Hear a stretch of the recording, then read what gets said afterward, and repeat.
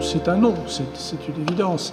Je crois que c'est plutôt un sentiment d'exaspération que l'on doit constater, qui n'est pas forcément le refus de la servitude volontaire, parce que le refus de la servitude volontaire, ça inclut également le refus de la servitude qu'on pourrait imposer.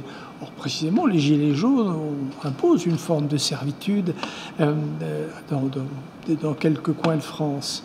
Donc, je ne crois pas que ce soit ça. Je pense que nous sommes arrivés à un tournant de l'histoire de notre démocratie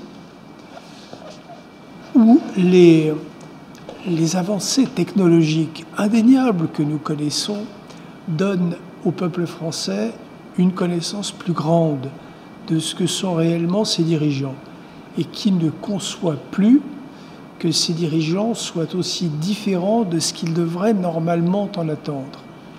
Voilà. Le pouvoir, je crois qu'il ne le refuse pas, puisqu'en fait, il ne demande qu'à discuter avec les tenants du pouvoir, les Gilets jaunes.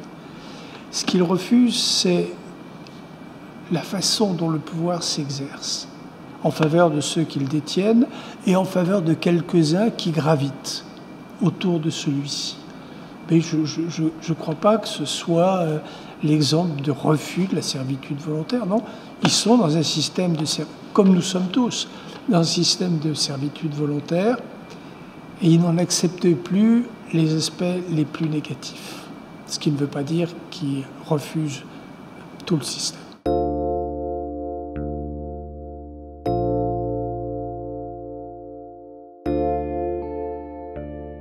Je ne vois pas en quoi le passage par le Conseil constitutionnel pourrait empêcher un référendum.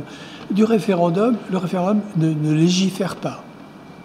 Le référendum indique à ceux qui détiennent le pouvoir le sens de la volonté populaire et il doit en tirer les conséquences. Donc le pouvoir en tire les conséquences, fait voter les lois nécessaires. Et ces lois vont normalement passer devant le Conseil constitutionnel qui aura le dernier mot. Moi, ça ne me dérange absolument pas. Le peuple aura exprimé une volonté. Le Conseil constitutionnel, qui est garant de la Constitution, et il est à un certain point de vue aussi garant des droits de l'homme dans ce pays, et un certain nombre de principes fondamentaux, peut très bien dire non, vous vous êtes égarés. Mais il le dit aujourd'hui à ceux qui détiennent le pouvoir. Et pourtant, on dit que la souveraineté nationale est ce qu'il y a de plus important.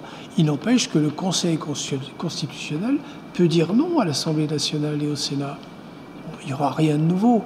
Après, c'est plutôt sur les sujets. Le premier paramètre, je suis d'accord, il ne faut pas être déraisonnable. Avec 3 personnes, on ne va pas faire un référendum. Surtout que nous sommes dans un pays de 66 millions d'habitants, quelque chose comme ça.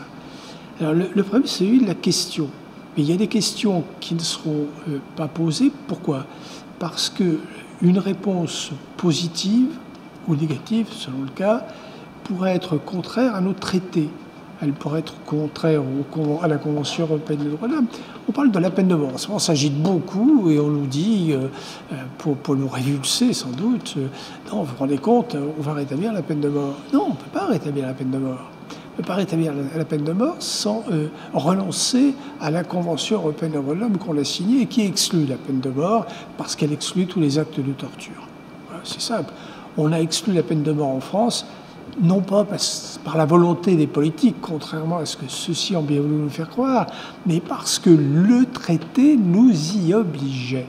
Donc je crois normal de dire il y a des sujets qui ne peuvent pas être posés parce qu'ils sont contraires à des conventions dans lesquelles la France s'est engagée.